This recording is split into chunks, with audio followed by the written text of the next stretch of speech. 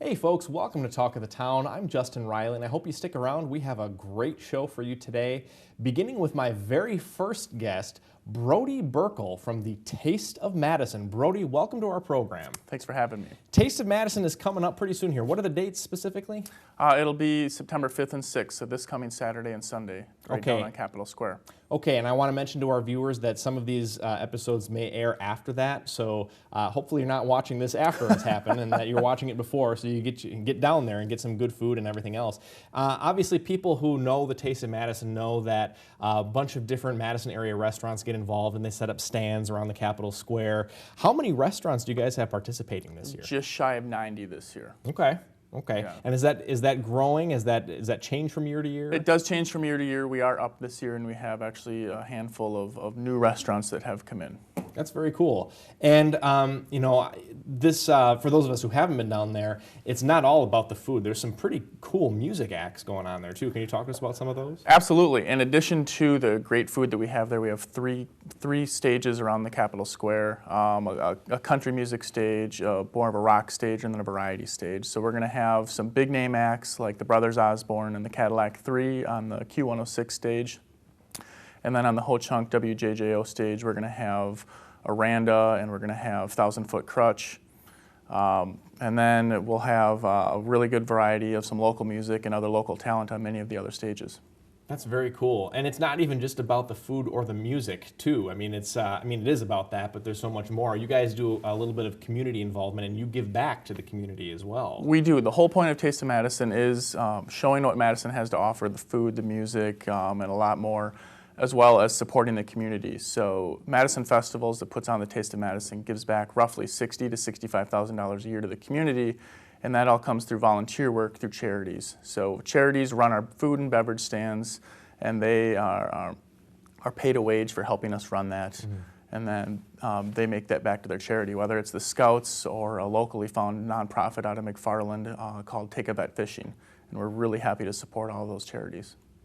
That's very cool as well, and this is a free event too, so there's no cover or anything. Correct. You'd think that there would be, considering how many big acts you have and how much food is available there. With the size of the event, you might think there is, and with the music and food, but it's not. You come on down to Capitol Square; it's completely free. The only costs are at your will for the food and the beverage you'd like to purchase. Sure. So you have to pay for the food that you get, depending. Food ranges anywhere from $1 to $4. There's nothing sold there for over $4, and then beverages, soda and water are $2. Sure. And beer ranges in variety and size from $5 to $8. How many years has the Taste of Madison been going on now? This is the 33rd year. Wow. Yeah, it's grown. We're going to have close to 250,000 people, they estimate, downtown over the 2-day period. And that's grown quite a bit in 33 years. But we still like to keep it local and provide that to the community. Yeah, absolutely. And, what about guests from out of town? I mean, you mentioned that there's going to be about 250,000 people coming in that weekend. What are some of the things that guests from out of town should take into consideration when they're coming into town for the Taste? Madison has lots of great places to stay. Madison's very easy to get around. The way it's set up downtown, there's a lot of ways to get downtown, and there's plenty of parking around the square. Yeah. Yeah, and there's obviously this is hopefully going to go on for another 33 years. We beyond hope. that. What would you say is in store for the future of Taste of Madison? We're looking to make it an even more local taste, bringing in more local acts for the music, bringing in more local cuisine, potentially having some local cooking during the event and some demonstrations and certain things like that. We just want that local flair there. Yeah, absolutely. What if, I'm guessing that there's probably a couple of people who are Madisonians who have maybe never even been to the Taste. They've lived here for a long time and have never been.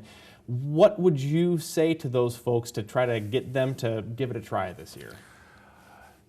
I think the Taste of Madison is a phenomenal way to come down and sample a lot of the restaurants that Madison and Dane County have, and you can sample 3, 4, 5, 6 different small portions and then pick where you really want to go to maybe try a full-size meal and the ambiance that the great restaurants have around here. It's an option to, like I said, almost 90 restaurants will be there. The choices are amazing. The national acts for music are amazing, and although I do mention that over 2 days there could be 250,000 people, it really isn't that crowded. There's plenty of room to move. Sure. You can sit on the Capitol lawn and eat your food and listen to fantastic music. Brody Burkle from Taste of Madison, thank you so much for joining us today. Thank you. Don't go away. There's more Talk of the Town coming up right after this.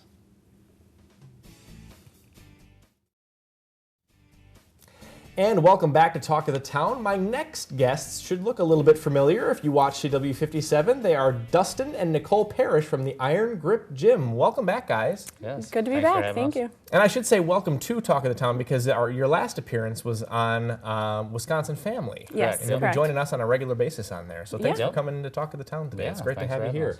So we're going to talk a little bit about functional movement and what you guys do to incorporate that into your classes. Can you give viewers really quickly a quick overview of what you guys specialize in at Iron Grip Gym? So we specialize in small group classes led by a trainer. There's always a personal trainer available. Usually it ranges from anywhere from 10 to 15 people, usually at the most. Basically just kettlebell work for our strength program, and then we use all kinds of things for our circuit, which is mostly functional movement, resistance bands, and stuff like that. So. Okay, very cool. So what do you focus on in your classes to improve this functional movement? And maybe you can give viewers a quick overview of what functional movement is. Yeah, so functional movement we consider is made up of 5 things. So strength, endurance, mobility, flexibility, and balance. And each class incorporates all of those. Okay, and so you focus on that a little bit that's kind of the big focus, I guess, of what you do at Iron Grip Gym. And then you work on balance as well. Tell us about balance specifically. Yeah, go ahead. Balance specifically, to improve balance, it's mostly stabilizer. Mostly you have movers and then you have stabilizers. Movers are basically what moves your appendages. That's what a lot of people focus on when they lift weights. Right. Stabilizer muscle groups are basically just for support, body support. So as you can imagine, it's pretty important. So we do things on one leg. We use step 360s from Spry. We use Bosu balls, slosh tubes, which are PVC that are quarter filled with water. So when you were to stand on one leg with them, you hold them, it basically tilts back and forth, really challenges your stabilizer muscles, your ankles, your knees, your hips. And when you say stabilizer muscles, that kind of sounds like kind of smaller muscle groups Correct. that really help you those are what really help you to That's balance. correct, yep. Yeah, okay. And is there one thing, when people come into your doors, is there one thing that you see affecting clients more often than not? Yeah, out of the 5, mobility is the most that people are affected by. Mobility is actually movement of your joints, and people get that a little bit confused with flexibility and other words like that. So they come in, a lot of them have stiffness or their posture is bad from sitting at a desk all day, Sure. things like that. They lack range of motion, so mobility is something we work on a lot. And can you give me some examples of how functional movement helps with joint mobility? Functional movement helps with joint mobility, just everyday life. I mean, you use it more than anything. I mean, even more than, how often is somebody going to pick up, a 100-pound object? Right. So whether it's reaching back to get your purse in the back seat of your car, anything like that. So also just with range of motion in your joints, good range of motion, flexibility in joints, cuts down on injuries. Anything runners, great for runners. Yeah. That's their biggest thing is stabilize your muscles, helps strengthen tendons and ligaments. Yeah. Just to avoid injuries overall, just everyday life use. Yeah, and it's interesting that you're really focusing on that functional mobility, and yet I think that it sounds like you guys want to push people a little bit beyond their threshold just so that they can have, so when they're doing their day-to-day tasks then become easier because you're pushing them beyond their threshold in the gym. Correct. Yep. Lifting. So many people just bend over and lift with their back. So Right. all of our workouts, we do squats and everything where you're using your legs and Sure. you're lifting things with your legs. So it really improves. People will say, hey, I picked up my laundry basket the other day and I picked it up differently. Yeah. And it felt good. It wasn't heavy. Like I used Right. my legs and Right. they're really proud of that. So. Yeah, I did it. Little things in life. Yeah. So obviously this is something that's very important. What brought you into this model of fitness training? So obviously there's a whole bunch of different ways we can go about physical fitness. What brought you into this model? I would say mostly, as we mentioned in our other interview, is our improvement, our personal improvement when we started doing functional movement. And then as we've progressed in the last couple of years, we've watched multiple clients just have great success. And we know that that's where we should be. And the stories, people telling us, that it improves their everyday life. I mean, there's nothing better than that, is hearing somebody go out and do something and succeed. I mean, that's what we're all looking for. So. Dustin and Nicole Parrish from the Iron Grip Gym, thanks so much for joining us. Yeah, thanks for having us. Don't go away, there's more Talk of the Town coming up right after this. Stick around.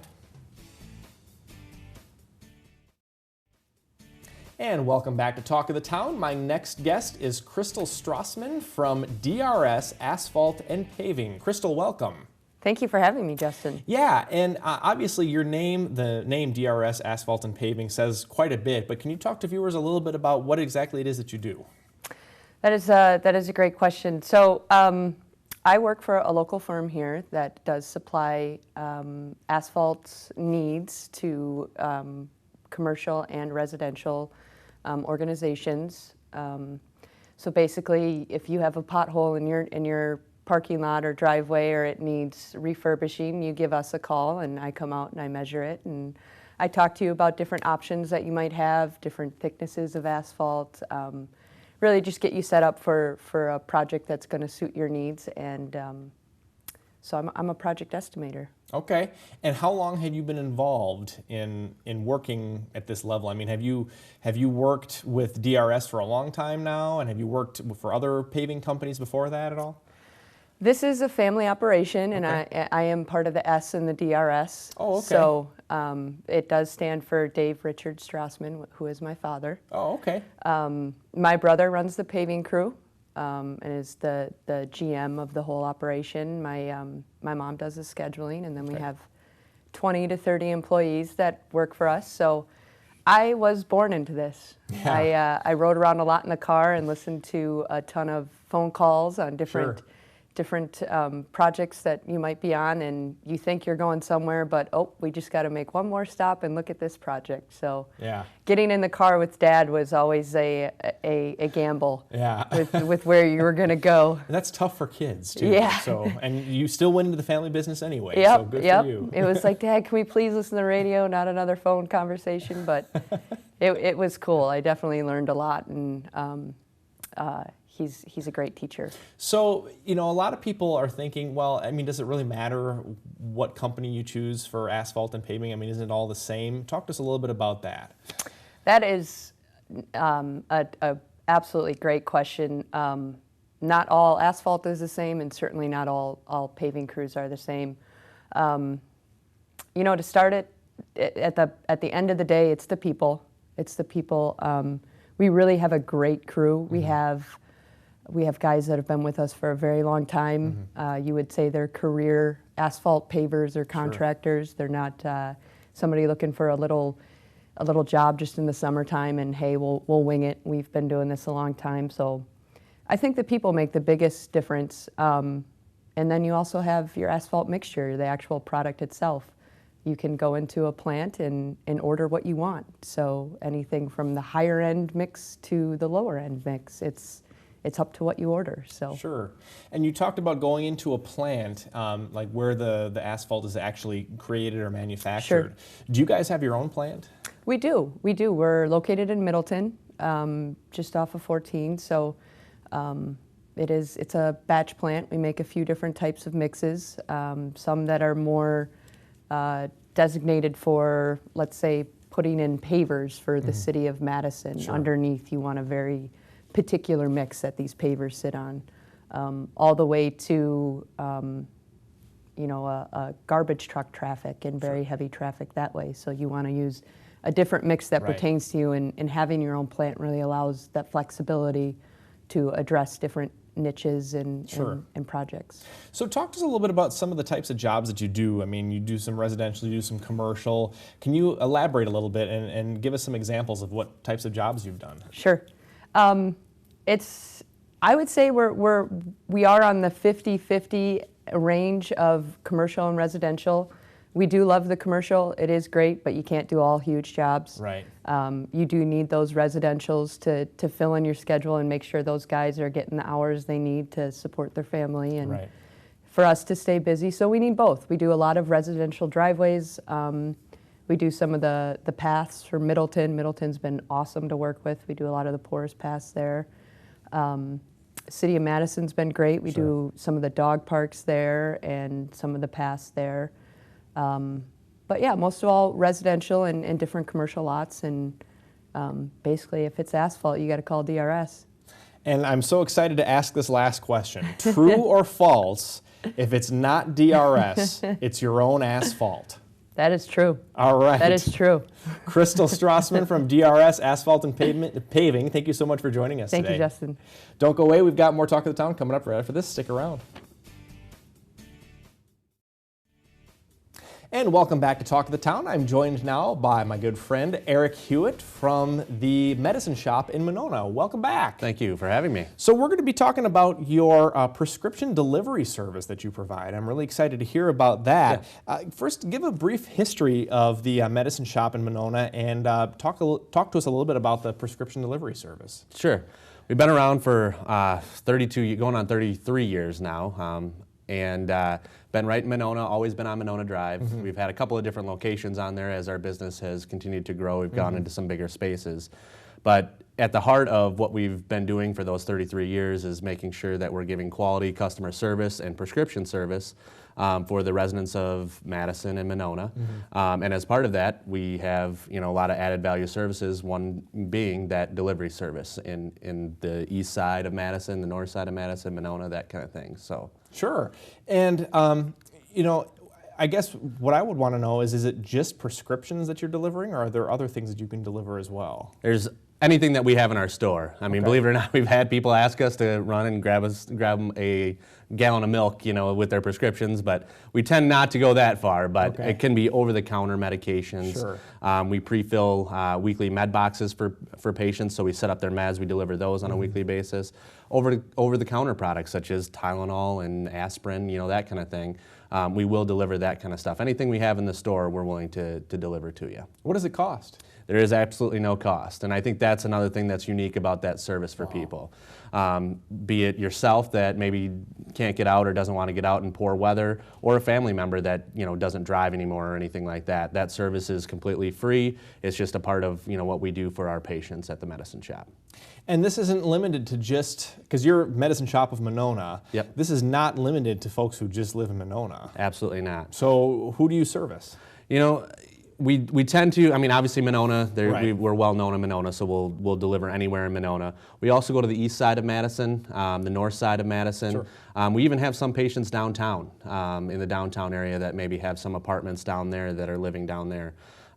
We tend to, stay on those sides of towns, but we have and do service some patients even on the west side of Madison for our weekly deliveries and that are set up for them and things like that. So really, you could say most of Madison, but kind of concentrating a little bit more on the east and north sides of Madison. That's so nice for people who maybe, like you had said, they don't drive anymore, or they can't get out of their house, but they still need to get their medications. It's a really, really great service to provide. I think a lot of families, appreciate it. Not only does the patients, but the families as well, to know that their loved ones are being taken care of, and it's another thing that they don't have to worry about themselves and taking care of that for their loved ones.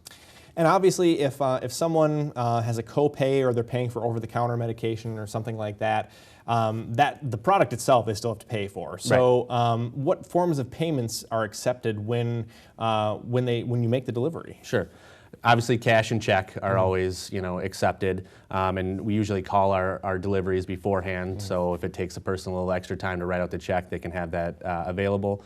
We can also charge a credit card at the time of delivery. When we call you with the delivery total, you can give us a credit card number, and we can, charge that to a charge card or a debit card to, have that being taken care of before the delivery is made. So really, all forms of payment are accepted for the deliveries. We just know ahead of time and get it there and charged appropriately. So obviously there are some folks who have monthly prescriptions that need to be filled. Do you guys do any sort of like monthly billing plans or anything like that where you can have it set up automatically? Absolutely. And in those, you know, when we pre-fill the meds for the weekly pill boxes and things like that, those people aren't going to want to pay every week when they get a regular delivery. So we do set up house charge accounts for those people, and we can charge a card once a month, or they can write us a check again when they get their monthly statement.